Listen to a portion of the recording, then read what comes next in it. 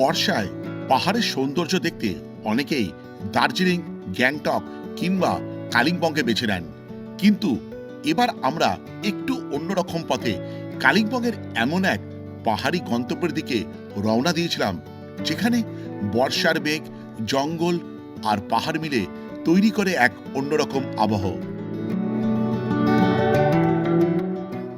তবে এই যাত্রার আসল সৌন্দর্য শুরু হয়েছিল গন্তব্য পৌঁছানোর আগে। দুর্দান্ত এক ট্রেন যাত্রার পর এই ভিডিওতে আপনাদের সঙ্গে শেয়ার করব গজলডোবার তিস্তা নদীর ব্যারেজ, সঙ্গে ডুয়ার্সের সবুজ চা বাগানের পথ, আর দেখাবো বর্ষায় ফুলে ফেপে ওঠা চেল নদীর এমন এক রূপ যা সত্যি চোখে লেগে থাকার মতো। আর তারপর মেঘে ঢাকা লাভার পাহাড়ে আমাদের এবারে ঠিকানা ছিল সাক্ষ্যমণি হোমস্টে। আধুনিক সুযোগ সুবিধা, বাড়ির মতন আতিথেয়তা আর ঘরোয়া সুস্বাদু খাবার সব মিলিয়ে থাকার অভিজ্ঞতাটা ছিল বেশ অন্যরকম। তাহলে চলুন শুরু করি বর্ষায় আমাদের এই সুন্দর পাহাড় যাত্রা। Good morning. এই মুহূর্তে আছি আমি হাওড়া স্টেশনের ঠিক বাইরে, ওল্ড কমপ্লেক্সের ঠিক তার বাইরে দাঁড়িয়েছি। আমার পেছনে ব্যাকগ্রাউন্ডে যে হাওড়া ব্রিজ, আর যেটা বলার এই মুহূর্তে একটা টেম্পারেচার দেখাচ্ছে হচ্ছে 27°C। আজকে যে 13 তারিখ, আগস্ট মাসের 2026, আবারও একটা জার্নি করে সকাল সকাল আমি হাওড়া স্টেশনে। ঘড়িতে 5টা 6, এখনো ঠিক মতন আলো ফোটেনি, কিন্তু ফুটে যাওয়ার কথা, কিন্তু আকাশ পুরোপুরি মেঘাচ্ছন্ন। আমি প্রবেশ করি আগে হাওড়া স্টেশনে। আমার সকাল সকাল যে ট্রেন আছে,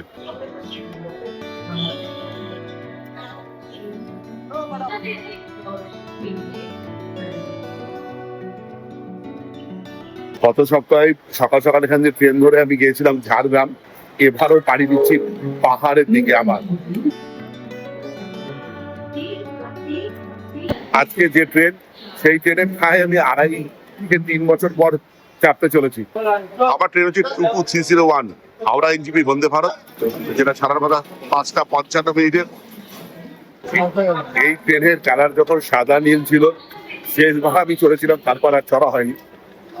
আমার মধ্যে যৌক্তিকতাও খুব কম এই ট্রেনে চড়ার, কিন্তু কখনো কখনো কিছু কিছু ক্ষেত্রে দরকার পড়ে চুক্তির উপরে থেকেও কাজ করার। আমার পৌঁছেছে আজকে C9, তার সামনে আমি দাঁড়িয়ে আছি। ট্রেন ছাড়তে এখন বেশ কিছুক্ষণ সময় বাকি আছে। আর যেটা বলার, আমি দেখছিলাম দুদিন আগে টিকিট কাটার ক্ষেত্রে প্রায় 284টা মতন টিকিট এরপরে রয়েছে। আমি জানি না কেন, মানে এই উইকেন্ডে ধরুন 15ই আগস্ট আছে, রবিবার আছে, মানুষ কি পাহাড়ে যাচ্ছে না নাকি ভয় পেয়ে গেছে? কিন্তু গত দুদিন ধরে আমি শুনতে পাচ্ছি পাহাড়ে নাকি আবহাওয়া দারুণ, দুর্দান্ত কাঞ্চনজঙ্ঘা দেখা যাচ্ছে। এই ট্রেনে চড়ার ক্ষেত্রে একটা কথাই বলি, চড়তে বেশ ভালো লাগে, কিন্তু প্রচন্ড গায়ে লাগে। একে তো টিকিটের দাম বেশি, আর 2 নম্বর হচ্ছে, সে সবচেয়ে বেশি ইম্পর্টেন্ট, একটা সময়ের কনজিউমিং এর ব্যাপার আছে। কারণ রাতের ট্রেন হলে সকাল সকাল পৌঁছে যাই, যদি আমি কোথাও যাই তাহলে সেটা সাইট সিন করতে করতে সেখানে পৌঁছে যাই। এই ট্রেনটা পৌঁছবেই প্রায় 1টা 1:30টার দিকে। বিশেষ করে সিকিমে যদি যান, একদমই আমি রেকমেন্ড করবো না বন্দে ভারতে যাওয়ার জন্য, মানে গ্যাংটকে যাওয়ার জন্য। পৌঁছতে বোধহয় সন্ধে হয়ে যাবে। কিন্তু যখন ট্রেনের টিকিট পাবেন না, তখন তো আপনাকে এই ট্রেনেই বোর্ড করতে হবে। আজকে তো ট্রেন জার্নি থাকবে, এছাড়া আমি লাভা যাচ্ছি, লাভাতে দারুণ একটা হোমস্টেতে আমি থাকবো, সে ব্যাপারে ইনফরমেশন দেওয়ার চেষ্টা করবো। এনজিপি থেকে লাভা যাওয়ার পথে যদি কোনো জায়গায় দেখতে পাই, সেই ব্যাপারেও ইনফরমেশন দেবো। আগে চলুন বোর্ড করা যাক। আমার পড়েছে 4, এইখানেই 4।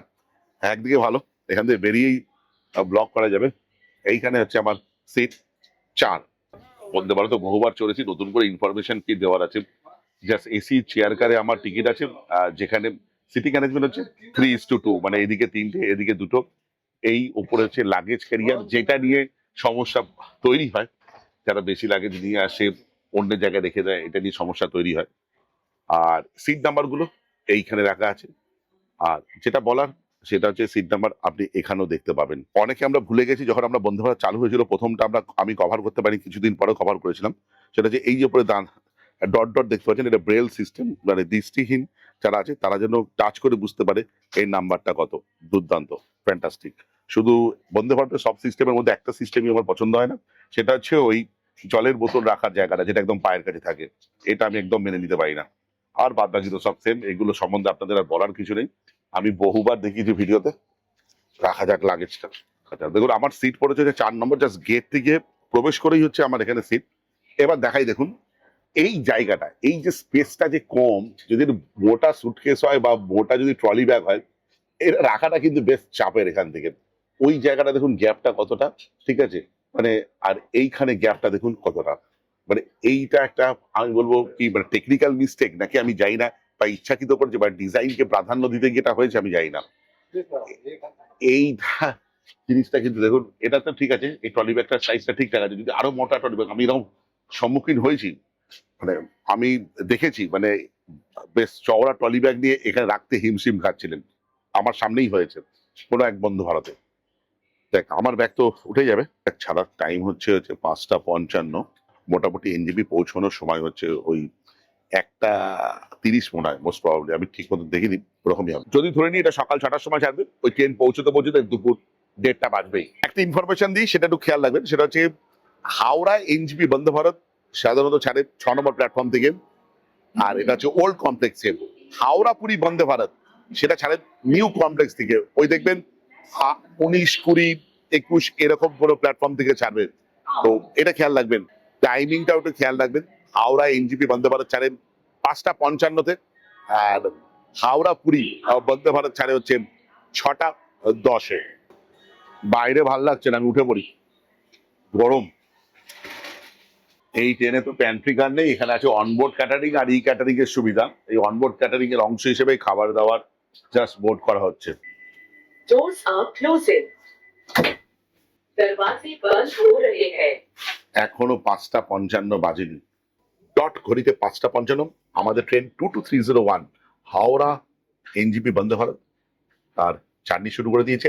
আজকে আমরা কভার করব প্রায় 560 কিলোমিটারের একটু বেশি পথ, আর এই যাত্রাপথে আজকে আমাদের হল স্টেশন হবে 4টে, সেটা হচ্ছে বোলপুর শান্তিনিকেতন, মালদা টাউন, বারসই জাংশন আর কিষানগঞ্জ। এখনো পর্যন্ত আমি আমার সিটে বসেনি, এবার একটু বসি, ট্রেন ছেড়ে দিয়েছে আর গরমও লাগছে। আমি আমার জায়গায় বসে পড়েছি, কিন্তু উইন্ডোর কিছু অংশ পরিষ্কার আর কিছু অংশের অবস্থা দেখুন এরকম অবস্থা। আর যারা এই ট্রেনে চেপেছেন বিগতকালে তাদের জন্য এই ইনফরমেশনটা নয়, যারা চাপেনি তাদের জন্য একটু দেখিয়ে দিই। এটা যে সিট নাম্বার আমি আগেই বলেছিলাম, আর এটা যে রিনিং লাইট টাচ সেটা বন্ধ হয়ে গেল। আর এইটা হচ্ছে ফুড ট্রে বা পেপার ট্রে বলতে পারেন, এটা হচ্ছে ফুড রেস্ট, এখানে আলাদা করে জলের বোতল রাখার জায়গা। চার্জিং পোর্ট আছে, ইউএসবি আছে, আপনি প্লাগ পয়েন্টও পেয়ে যাবেন। দেখুন এটা পায়ের কাছে, সিটের ঠিক নিচে কমপ্লিমেন্টারি জলের বোতল, যদিও এর দাম টিকিটের মধ্যে ধরা থাকে। আগে এটা মাঝে করে দিয়েছিল 500 ml করে দুটো দিত, এখন আবার 1 লিটার করে দিচ্ছে। আচ্ছা এখানে বলা ভালো, যদি আপনি টিকিটের মধ্যে ফুড ইনক্লুড নাও করেন তাও আপনি এই জলের বোতলটা পাবেন। এই ট্রেনের সম্বন্ধে একটু টেকনিক্যাল ইনফরমেশন দিই, সেটা হচ্ছে এই ট্রেন হচ্ছে এলএইচবি কোচ, আর ট্রেনের হাইস্ট পার্টিসিপেবল স্পিড হচ্ছে 130 কিলোমিটার প্রতি ঘন্টা, অ্যাভারেজ স্পিড হচ্ছে 75 কিলোমিটার পার ঘন্টা। যেটা বলার সেটা হচ্ছে সোম থেকে রবিবারের মধ্যে একমাত্র বুধবার ছাড়া সব দিনই এই ট্রেন চলে। এই ট্রেনের কোচ সম্বন্ধে যদি বলতে হয়, ট্রেনের 14টা হচ্ছে সিসি কোচ মানে চেয়ার কার, ওটা হচ্ছে, আর দুটো হচ্ছে এক্সিকিউটিভ কোচ। যদি কোচের পজিশন সম্বন্ধে বলা হয়, ইঞ্জিনের পর মানে লোকোর পর থেকে হচ্ছে C1 C2 এরকম ভাবেই থাকে, আর মধ্যবর্তী ক্ষেত্রে থাকে E1 E2 যে দুটো এক্সিকিউটিভ কোচ। আমি তো সিসি কোচে যাত্রা করছি, আমার ভাড়া পড়েছে হচ্ছে 1565 টাকা ইনক্লুডিং ফুড। ফুডের জন্য বলে 347 টাকাটা সামথিং এরকম একটা ধরা থাকে, ওটা ছাড়াও আপনি নিতে পারেন, সেক্ষেত্রে 1100 টাকা মতন আপনার ভাড়া হবে। আর এক্সিকিউটিভ কোচের এক্সের ভাড়াটা আমার মনে নেই, 2800 সামথিং হবে। আমি এক কাজ করবো, স্ক্রিনে এই দুটো ভাড়া কত সেটা আমি দিয়ে দেবো। এবার যদি বলেন এক্সিকিউটিভ কোচের সঙ্গে সিসি কোচের পার্থক্যটা কি, এখানে সিটিং গুলো যেমন 3:2 হিসেবে থাকে, ওখানে 2:2 হিসেবেই থাকে। আর ফুড বোধহয় একটু বেশি, আর সিটের মানে লেগ স্পেস কিন্তু বেশ বেশি এটার থেকে। এটাও খারাপ না, দেখুন আমি দেখাচ্ছি আপনাদের, এটাও দেখুন খারাপ না, ভালোই। দেখুন এই যে বসে আছি, বেশ ভালো। এবার আপনাদের চয়েস, আপনারা কিছু যাত্রা করবেন। আমার যেটা মনে হয় কি বলুন তো, এখান থেকে আমাদের প্রথম হল্ট হচ্ছে 135 কিলোমিটার দূরে হচ্ছে বোলপুর শান্তিনিকেতন।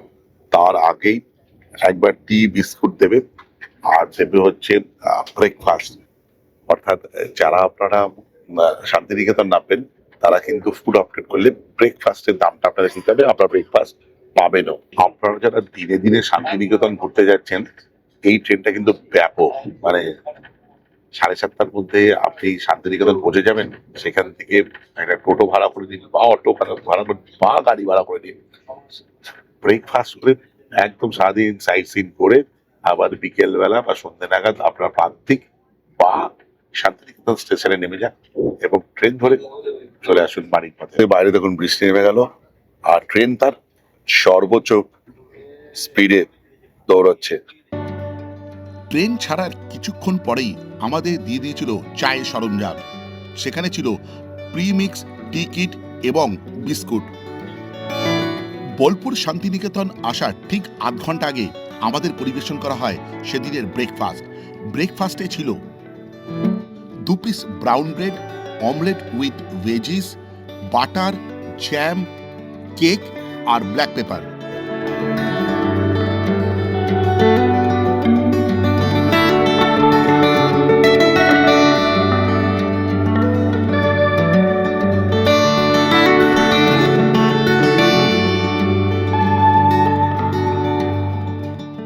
ঘড়িতে বাজে এখন 7:45, সকাল 7:45। আমরা হাওড়া থেকে 145 কিলোমিটার জার্নি করে এখন বোলপুর শান্তিনিকেতন রেলওয়ে স্টেশনে 1 নম্বর প্ল্যাটফর্মে। ট্রেন এখানে প্রায় 18 মিনিট লেট, আর এখানে ট্রেনের হল টাইম হচ্ছে মাত্র 2 মিনিটের। দারুণ লাগে আমার স্টেশনটা। ট্রেন আমাদের ছেড়ে দিয়েছে ওই 7:45 মতন বাজে। আপনি যদি হাওড়া থেকে শান্তিনিকেতন পর্যন্ত আসেন এই ট্রেনে, সেক্ষেত্রে আপনার মিল নিয়ে ভাড়া পড়বে হচ্ছে 655 টাকা প্লাস ট্যাক্স। এবার অনলাইনে যখন টিকিট কাটতে আছি তখন নো ফুড অপশন কিন্তু দেখাচ্ছে না। আপনাকে নো ফুড অপশন নিতে হলে সেক্ষেত্রে আপনাকে রেলওয়ে কাউন্টার থেকেই টিকিট কাটতে হবে। সেক্ষেত্রে কিছু হয়তো 150-200 টাকা মতন হয়তো কমে যাবে। পরবর্তী হল স্টেশন হচ্ছে আমাদের মালদা টাউন, সেটা ওই 10:30 নাগাদ পৌঁছানোর কথা। আমি একটু ওয়াশরুমে এসেছি, জাস্ট একটু ওয়াশরুম সম্বন্ধে একটা ধারণা দিই। এটা কল সোপ ডিসপেন্সার আছে, একটা বড় মিরর আছে, এটা যে হ্যান্ড ড্রায়ার আছে, আর ওয়েস্টার্ন কোমোড আছে এখানে, আর এইটা হচ্ছে ফ্ল্যাশ, প্লিজ ফ্ল্যাশ করবেন। আর জেট স্প্রে তো আছে, আর এক্সস্টও আছে, মানে দুর্গন্ধ হওয়ার তো কোনো চান্সই নেই। আর আছে হচ্ছে জামা কাপড় ঝরানোর জন্য এখানে হ্যাঙ্গার সিস্টেম আছে, টাওয়েল ঝরানোর জায়গাও রয়েছে, বেশ ভালো। এই মধ্যে আছে আমি একটা এক্সিকিউটিভ যে কোচ আছে তার চেয়ার কারে বসে রয়েছি। জাস্ট একটু আপনাদের তুলে ধরি ফ্যাসিলিটি। দেখুন লেগ স্পেস, দেখুন ফ্যান্টাস্টিক, দুর্দান্ত। আর সিটের কালার গুলো তো ব্যাপক লাগছে, ট্রিমেন্ডাস। উইন্ডো গুলো অনেক বড় বড়, টপ ক্লাস।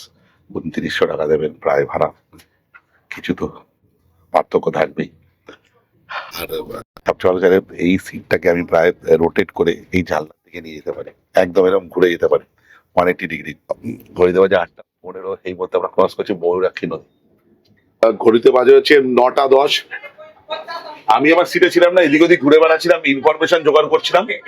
আর আমার চা দ্বিতীয়বার এরা চা দিচ্ছে তো। হ্যাঁ তুই দাও না, কি আছে, কফি হবে? দাও, কফি ভালো করে বানাবে। হ্যাঁ, তো আবার একটু কফি পান করার ইচ্ছা হলো, তো ভাইকে বলছি দিয়ে দাও। 9:12 আমরা এই মুহূর্তে ক্রস করছি পাকুড় স্টেশন।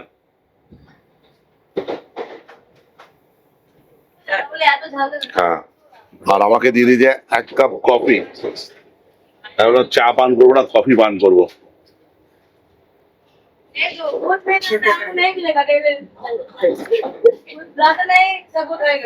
এই কফিটা দারুন, ফ্যান্টাস্টিক। এক্ষুনি আমাদের সঙ্গে দেখা হবে 12042 এনজিপি হাওড়া শতাব্দী এক্সপ্রেসের সঙ্গে। দুটো ট্রেনই এত স্পিডে যাচ্ছে, জাস্ট নিমেষের মধ্যে ক্রস করে বেরিয়ে গেল। এখানে দাঁড়িয়ে দাঁড়িয়ে আমি ঘামছি, আবার বসছি।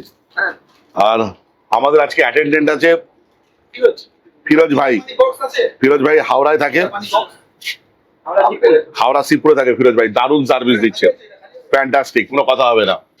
যেমন আমরা ফ্লাইটে পেয়ে থাকি সেরকম এটা পেড সার্ভিস। যেমন এখানে কফির দাম কত, ফ্লাইটে তো 200 টাকা হয়, 25 টাকা। হ্যাঁ 200 টাকা, 25 টাকা। কি কি আছে মোটামুটি তোমার কাছে? ড্রাই ফ্রুট আছে, মিষ্টি দই আছে, নুডলস আছে, বিস্কিট আছে, আচ্ছা কেক আছে, আর মিষ্টি দই আছে, স্নিকার্স আছে ঠিক স্যার, আছে 75 না এটা 75। ড্রাই ফ্রুট কি আছে? ভুজিয়া আছে। ভুজিয়া আছে, কাপ নুডলস আছে, তাই তো? Cup noodles আছে। বাস বাস বাস। খুব শিগগিরই আমরা ক্রস করতে চলেছি ফারাক্কা ব্যারাজকে। এই লাইনে তো রাতের বেলায় ট্রেন জার্নি হয়, সেরকম দেখানো হয় না। তো আজকে অপরচুনিটি এসছে দিনের বেলায় ফারাক্কা ব্যারাজ ক্রস করার। আর এই ভরা বর্ষায় কেমন জল আছে সেটা একবার দেখাই আপনাদের। এই মুহূর্তে আমরা ক্রস করছি নিউ ফারাক্কা জংশন স্টেশন। আর 9:40 এই মুহূর্তে আমরা ফারাক্কা ব্যারাজে। জল দেখুন শুধু। আমি ওই দিকটাও দেখাচ্ছি, আগে এই দিকটা দেখাই।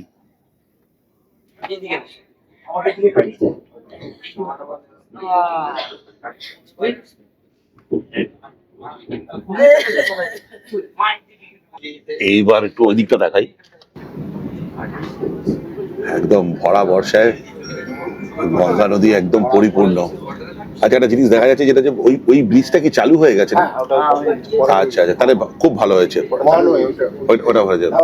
কলকাতা শিলিগুড়ি রুটে যারা বাসে করে জার্নি করে তাদের জন্য দারুণ খবর। এই 15-20 দিন হলো আমি একজন কো প্যাসেঞ্জারের কাছে শুনলাম, সেটা হচ্ছে ওই নতুন ব্রিজটা উদ্বোধন হয়ে গেছে, যদি ওটা ওয়ান ওয়ে, মানে শিলিগুড়ি থেকে কলকাতা যাওয়ার পথে। যাই হোক, জ্যাম আশা করছি আর হবে না। প্রায় বন্দে ভারতের সময় লাগলো 4 মিনিট মতন এই ফারাক্কা ব্যারেজটা ক্রস করতে।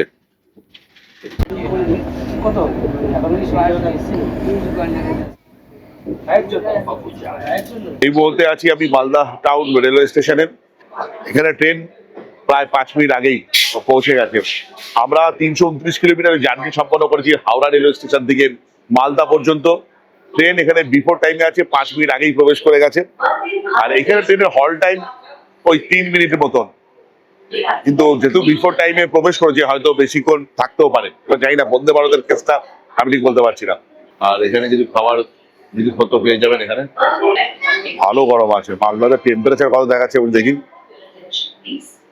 মালদাতে এই মুহূর্তে টেম্পারেচার দেখাচ্ছে 32 ডিগ্রি সেন্টিগ্রেড। 10:30 কিছুক্ষণ আগে ট্রেনটা ছেড়ে দিয়েছে আমাদের।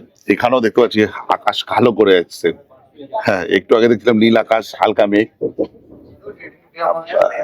আমাদের মালদা স্টেশন থেকে ট্রেনটা ছেড়ে দেওয়ার পরে পরবর্তী হল স্টেশন হচ্ছে বারসই জংশন, যেটা দূরত্ব এখান থেকে প্রায় 90 কিলোমিটার। দেখুন একবার।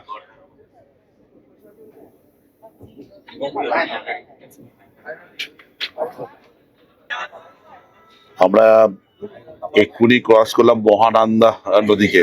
এখানেও মহানন্দা আছে, শিলিগুড়িতে আছে। মহানন্দা পুরো একদম উত্তরবঙ্গে জাল ছড়িয়ে রয়েছে।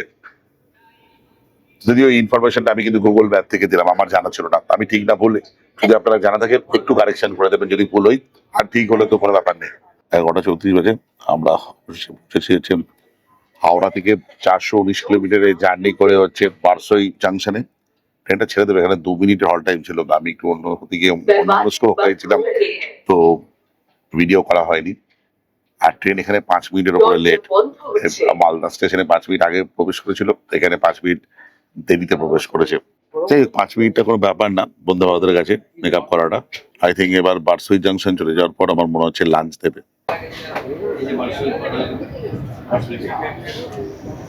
এর পরবর্তী হল স্টেশন হচ্ছে কিষানগঞ্জ, যেটা হচ্ছে বারসই জংশন থেকে ওই 57 কিলোমিটার দূরে। গ্রিন গুলো হচ্ছে ভেজ, আর রেড বা অরেঞ্জ গুলো হচ্ছে নন ভেজ। ঘড়িতে বাজে 12:40। বারসই জংশন কে ছেড়ে যত আমরা কিষানগঞ্জের দিকে এগিয়ে যাচ্ছি, এর মধ্যে আমাদের এসএম করা হলো হচ্ছে লাঞ্চ। লাঞ্চে কি আছে একবার দেখাই আপনাদের। আচ্ছা, 1, 2, 3টে এরকম বাটি দেওয়া আছে, আর একটা ছোট বাটি দেওয়া আছে। এখানে কাটলেটি দেওয়া আছে,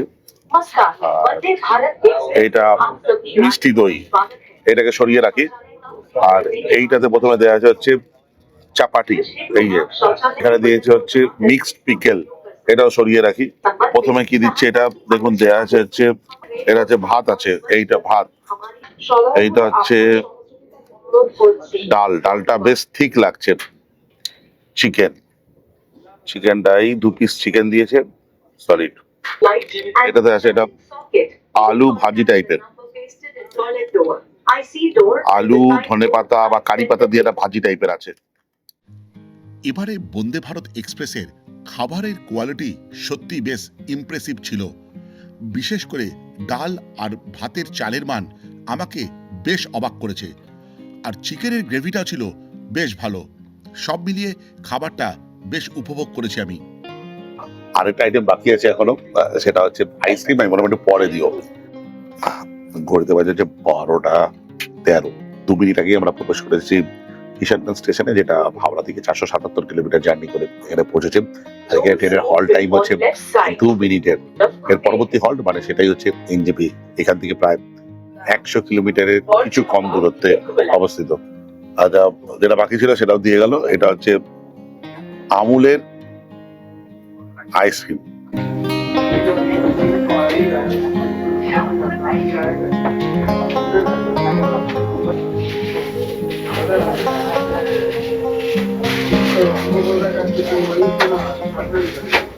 Doors open on left side. ঘড়িতে বাজে 1:25। 564 কিলোমিটার যাত্রা সম্পন্ন করে অবশেষে এনজিপি স্টেশনে। এই স্টেশন সম্বন্ধে কি বলবো, যত বলি কম বলা হয়ে যায়। যাই হোক, ট্রেন জার্নি সম্বন্ধে যদি বলি, বেশ ভালো ছিল। বিশেষ করে খাবারের কোয়ালিটি তো আমার আগের থেকে অনেক ভালো লেগেছে বন্দে ভারতে। আর ট্রেন 5 মিনিট আগেই এখানে পৌঁছে দিয়েছে। আর এটাই অন্তিম স্টেশন ছিল। কিছুক্ষণ পরে আবার হাওড়ার দিকে রওনা দেবে এই 3টে নাগাদ। যাই হোক, আমার জার্নি কিন্তু এখানে শেষ হচ্ছে না। এরপর আমি এখান থেকে একটা গাড়ি ভাড়া নেবো। গাড়ি ভাড়া নিয়ে কিছু জায়গা দেখতে দেখতে আমি চলে যাবো হচ্ছে লাভার দিকে। যা দেখবো, যা ইনফরমেশন পাবো, সবকিছুই এই ব্লগের আপনাদের সঙ্গে শেয়ার করব। তাহলে চলুন যাওয়া যাক এনজিপি স্টেশনের বাইরে। এবার গিয়ে বাদ বাকি তথ্য আপনাদের সঙ্গে শেয়ার করছি। আমি বাইরে চলে এসেছি। এনজিপি যে ট্যাক্সি স্ট্যান্ড আছে সেখানে এসেছি। এবার আমার গাড়ির জন্য অপেক্ষা করছি। অপেক্ষা করতে করতে প্রায় 1:45 বেজে গেল। জানি না কি দেখতে পাবো। আর পৌঁছতে লাভা বোধহয় সন্দেহই হয়ে যাবে। ঘড়িতে বাজে হচ্ছে পাক্কা 2টো। আর এই মুহূর্তে আমি আছি গাড়িতে। আর গাড়িতে আমার সঙ্গে যে দুজন আছে তাদের একটু পরিচয় করাই। সেটা হচ্ছে অনুপম দা আর মৌসুমী দ্বীপ। আর মানে যাদের হচ্ছে সাক্ষ্যমণি হোমস্টে, যেখানে আমার আজকে যাওয়ার কথা, সেই হোমস্টের 2 কো ওনার। মৌসুমীদির সঙ্গে ফোনে কথা হয়েছে, কিন্তু সামনাসামনি এই প্রথম দেখা। বহুদিনের পরিচয় মৌসুমীদির সঙ্গে। আর অনুপম দার সঙ্গে তো আপনারা অনুপম দাকে অনেকবারই ভিডিওতে দেখেছেন সাক্ষ্যমণি, বা তার আগে আমাদের যে হোমস্টেটা ছিল তার নাম ছিল লাভলি হোমস্টে, আমাদের রিসপের। তো মৌসুমীদি কেমন আছো? ভালো। শিলিগুড়ির গরম কেমন লাগছে? কলকাতার থেকে বেশি। আচ্ছা, আর তোমরা কি এখানে শপিং করতে এসেছিলে? হ্যাঁ। আচ্ছা, এই তো মালপত্র দেখেই বুঝতে পারছি। ঠিক আছে, আচ্ছা আচ্ছা আচ্ছা, আরো কথা হবে।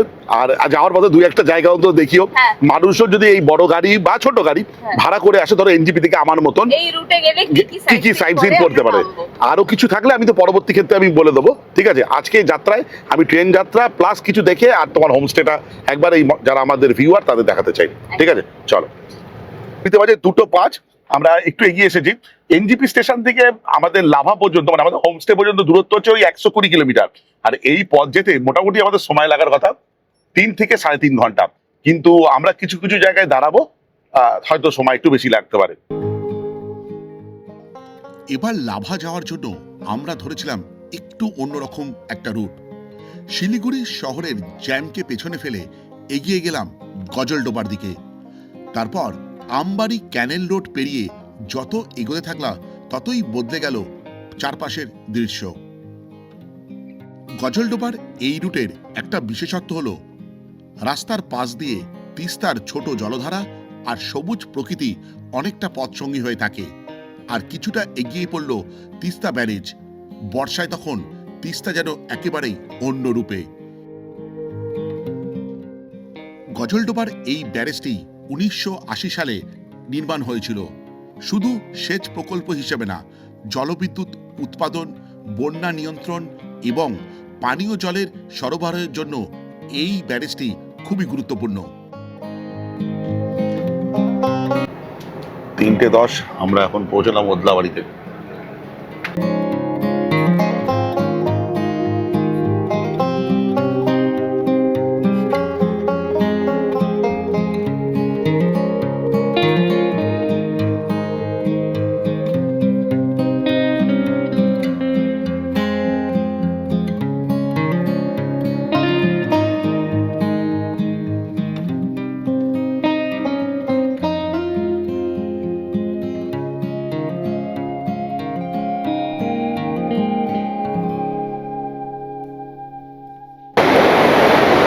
আমরা এই মুহূর্তে আছি গরুবাথানের যে মেন মার্কেট, সেখান থেকে ছেড়ে দিয়ে এই চেল নদীর পাশে গরুবাথান একটা পিকনিক স্পট আছে, সেখানে রয়েছি।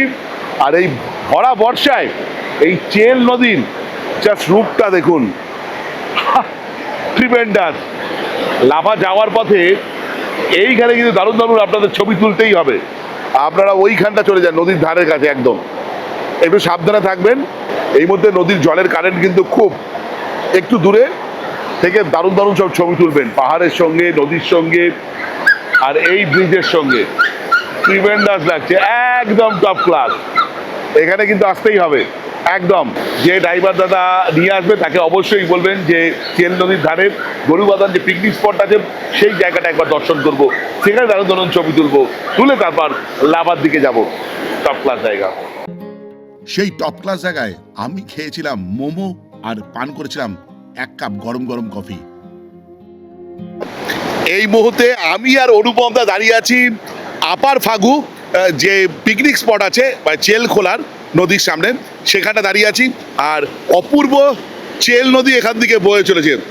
আচ্ছা অনুপম দা, আমরা যে জায়গাটা দাঁড়িয়ে আছি, এটা তো আমরা যখন এনজিপি বা শিলিগুড়ি স্টেশনে নামবো, যাওয়ার পথে মানে লাভা যাওয়ার পথেই এটা একটা স্পট পড়বে। এরকম 2-3টে স্পট দেখে দেখেই আমরা লাভা পৌঁছে যেতে পারবো। এবার যারা এনজিপি বা শিলিগুড়ি থেকে তোমার লাভাতে পৌঁছবে, ছোট গাড়ি বা বড় গাড়ি, মানে কিরকম ভাড়া পড়বে যদি তুমি একটু আলোকপাত করো, আর এরকম অপূর্ব সুন্দর দৃশ্য দেখতে দেখতে এই ইনফরমেশনগুলো একটু দিয়ে দাও। অ্যাকচুয়ালি আমাদের হোমস্টে বাদ দিয়ে যে গ্রুপটা আছে দাইসোলমেট, ওই দাইসোলমেটের আন্ডারে আমাদের একটা ক্যাব সার্ভিস, রেন্টাল সার্ভিসের অপশান আছে। যারা গেস্ট আসেন ওখান থেকে বুকিং করতে পারে।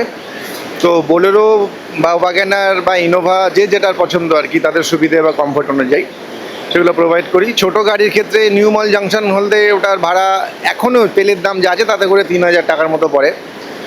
আর বড় গাড়ি ঘুরতে পরে মোস্টলি 100-200 টাকা বাড়ে। আর এনজিপি হলে পরে 4000 টাকা, বোলেরো গাড়ি হলে, ইনোভা, জাইলো, স্করপিও হলে পরে 4400-500 এরকম একটা পড়ে অ্যামাউন্ট, মানে 8 সিটার যে গাড়ি। আর ওটা যদি ছোট গাড়ি হয় এনজিপি থেকে, তাহলে তার ভাড়াটা মোস্টলি লাভা পর্যন্ত ওই রকম ভাড়া। আর একটা বিষয় বলা ছিল যে অনেকে আমাদেরকে বলেন যে আমরা যে গাড়িতে করে উঠবো সেই গাড়িতে করে এনজিপি যাব, মানে ধরুন 4 দিন বা 5 দিন কন্টিনিউ একটা গাড়িটার সাথে থাকে। তাদের সুবিধাটা কি নিজের ইচ্ছে মতো মুভ করা যায়, ড্রাইভারের সাথে একটা বন্ডিং তৈরি হয়ে যায়। এবার তাতে যে জায়গাগুলো নর্মালি দেখানো হয় না সেগুলোকে আমরা তখন গেস্টকে দেখাতে পারি, সুবিধা হয়, কারণ তাদের সাথে একটা আমাদের বন্ডিং তৈরি হয়। সেক্ষেত্রে প্যাকেজগুলোর যে পোর্শনগুলো আছে, বড় গাড়ির ক্ষেত্রে 4000 টাকা করে পড়ে পার ডে হিসেবে। গাড়ির ড্রাইভারে খাওয়া থাকার খরচা করতে হয় না, তারা নিজেরা অ্যাডজাস্ট করে, গেস্টের কোনো হেডেক নেই। আর ছোট বড় যে কোনো গাড়ির ক্ষেত্রে ওরকমই পড়ে। এটা নর্মালি লাভা, ঋষভ, কোলাখাম, রামদুরা, কালিম্পং এগুলো। বাকিটা আবার রুট বেশি হলে, তখন লং হলে তখন ভাড়াটা বেশি পড়ে। তোমার ফোন নাম্বারটা একটু বলে দাও। আমার ওটাই নাম্বার 9836087652, ওটাই নাম্বার। Okay, thank you.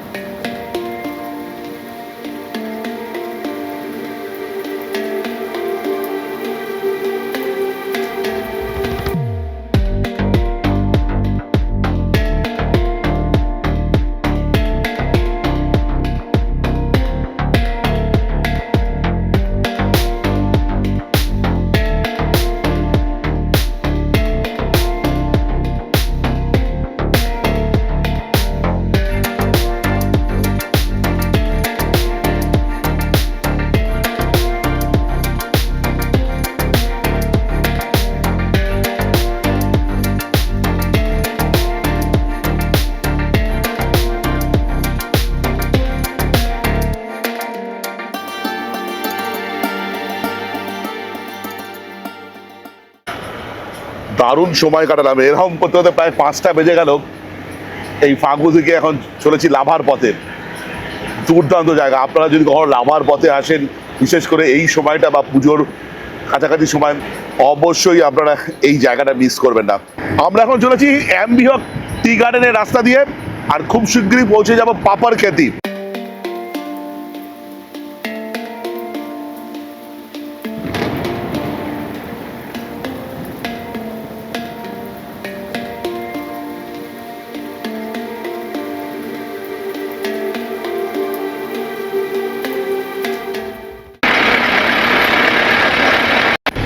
আপনারা এখানে দাঁড়িয়েও দারুণ দারুণ ফটো শুট করতে পারেন, দুর্দান্ত লাগবে। অ্যাম্বিয়ক লেখা, আই লাভ অ্যাম্বিয়ক।